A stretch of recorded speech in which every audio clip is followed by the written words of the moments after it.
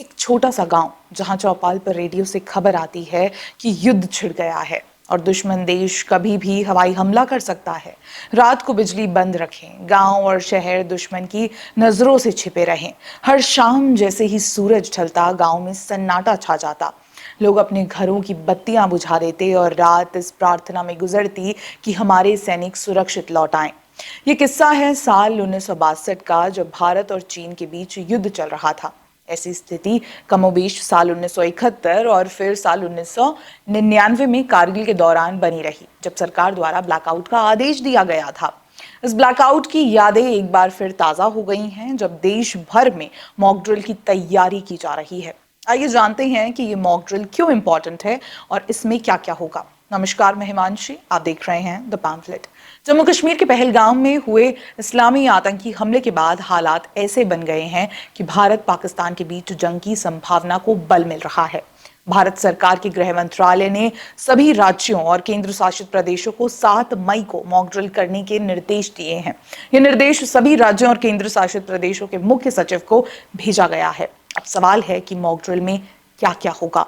दरअसल mock drill से ही पता चलता है कि किसी इमरजेंसी में लोगों की रिएक्शन क्या हो सकती है। इसके लिए कुछ लोगों को ट्रेनिंग भी दी जाती है। कल होने वाली मॉक ड्रिल में क्या क्या होगा, इसे आप इस ग्राफिक से समझिए। 244 जिलों में मॉक ड्रिल का आयोजन होगा और ये मॉक ड्रिल शहर से लेकर ग्रामीण स्तर तक होगी। आपातकालीन स्थिति में प्रक्रिया देखी जाएगी और कंट्रोल रूम के कामकाज पर नजर होगी। किसी जगह फंसे लोगों को सुरक्षित बाहर निकालने की ट्रेनिंग होगी, जिसमें जिले के अधिकारी, सिविल डिफेंस वॉलेंटियर्स होंगे शामिल। इसमें एनसीसी, एनएसएस और स्कूल कॉलेज के छात्रों की भागीदारी भी होगी। खास बात यह है कि इस दौरान कुछ समय के लिए सभी लाइट पूरी तरह बंद रखने के निर्देश दिए जा सकते हैं। यही ब्लैकआउट कहलाता है। मॉक ड्रिल में यह भी देखा जाएगा कि ब्लैकआउट की स्थिति में कैसे इमरजेंसी को मैनेज किया जाएगा। इससे पहले पंजाब के फिरोजपुर में भारतीय सेना की छावनी में रविवार रात आधे घंटे के लिए पूर्ण ब्लैकआउट अभ्यास किया गया था। फिरोजपुर के छावनी परिषद में रात 9 बजे से 9:30 बजे तक आधे घंटे के लिए ब्लैकआउट का अभ्यास किया जा रहा है। लोगों से अनुरोध किया गया है कि वे अपने घरों के जनरेटर और इन्वर्टर की बिजली आपूर्ति भी बंद रखें।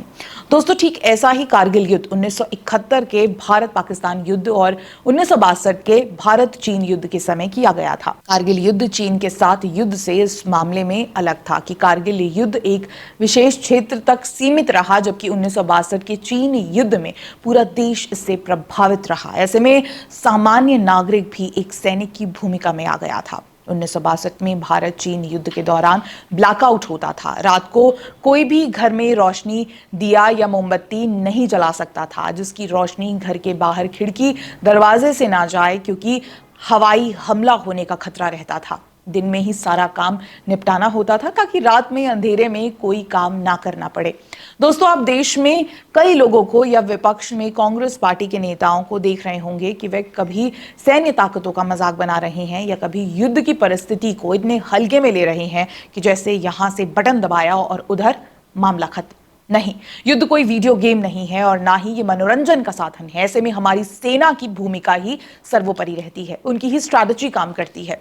अब लोगों के दिमाग में एक ख्याल आ सकता है कि आज के समय में ब्लैकआउट की स्ट्रैटेजी कितनी कारगर हो सकती है। ब्लैकआउट के बारे में बता दें कि इसका प्रोटोकॉल युद्ध के समय में बेहद प्रभावित और अहम माना जाता है। इसका मुख्य उद्देश्य दुश्मन देश को रिहायशी इलाकों की लोकेशन मिलने से रोकना है। आधुनिक युग में ड्रोन और मिसाइलों की गति बहुत तेज होती है। ऐसे में रिहायशी इलाकों को बड़ा नुकसान हो सकता है। हालांकि भारत के पास रूस का अवोघ्य अस्त्र S-400 है, जो पाकिस्तान की किसी भी मिसाइल को सीमा में घुसने से पहले ध्वस्त करने में सक्षम है।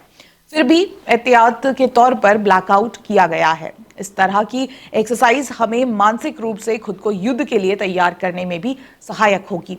युद्ध किसी भी देश के जीवन में कोई सामान्य घटना नहीं है। कोई भी देश विकल्पों के अभाव में युद्ध में उतरता है और जाहिर है कि भारत जैसे विशाल देश के लिए युद्ध लड़ने का फैसला रोजमर्रा का शासकीय फैसला नहीं है। ऐसे में सरकार और सेना को आवश्यकता होगी देशवासियों के समर्थन की। सेना चाहेगी हमारा उस पर विश्वास अडिग रहे। ब्लैकआउट जैसी मॉक ड्रिल इसी विश्वास को और पुख्ता करती है।